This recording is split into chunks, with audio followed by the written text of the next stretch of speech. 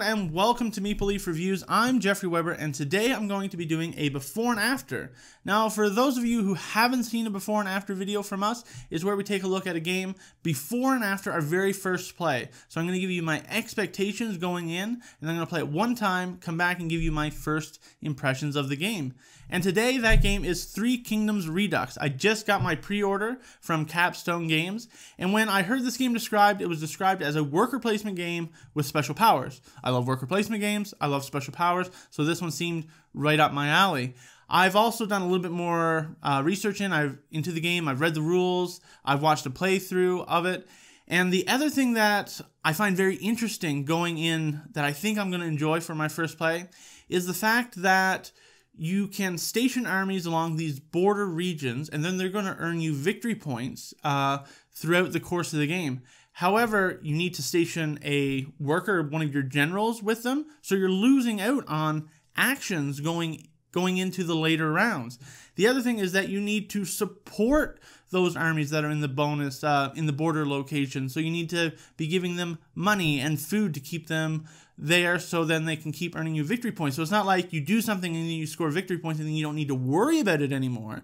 The interesting thing that I think I'm going to like about this is that in order to score victory points, you need to keep supporting the victory points. They're not just going to score them for you automatically. The other thing that I think I'm going to enjoy about this game is that it's asymmetrical. You're playing these three different factions in the Three Kingdoms era of China, Wu, Shu, and Wei, and one starts out really powerful compared to the other ones, but then as the game progresses, it kind of evens out. So going into this game, I think there's going to be a lot of elements that I like. The worker placement, the asymmetry, the special powers, having to support your victory points as they're being earned throughout the course of the game. The other thing that I think I'm going to enjoy about the game is that you're going to be bidding for these different action locations. And also with the border territories, there's an action location that you're going to bid for, symbolizing that you're going to war with someone else. However, it's not like war where you're destroying or taking things away from somebody else.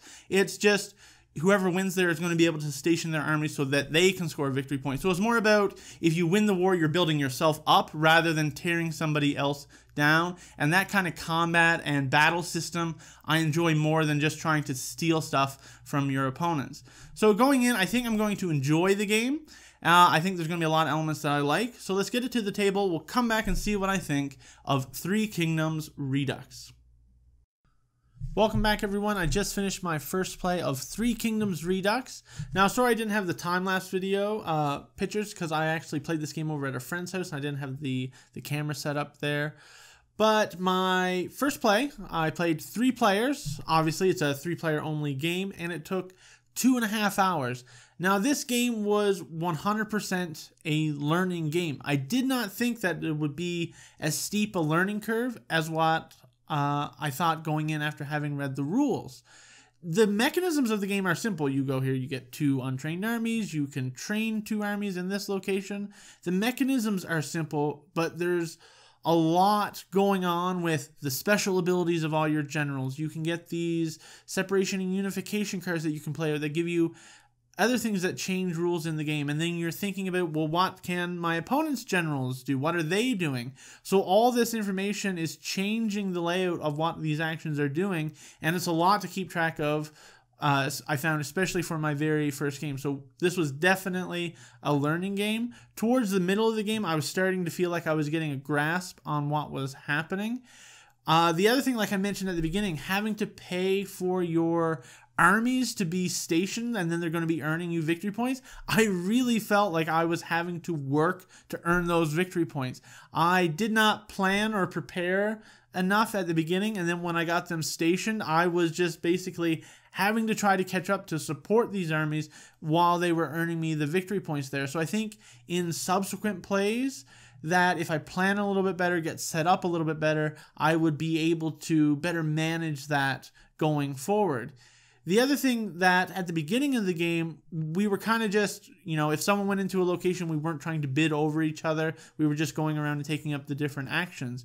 But as the game wore on and certain actions became more valuable, especially getting those the money and the rice to pay for our armies that were stationed, those were contested very heavily. So I can see as the game changes and what becomes important changes, then you're going to be fighting over the different action locations, trying to bid out people in the game.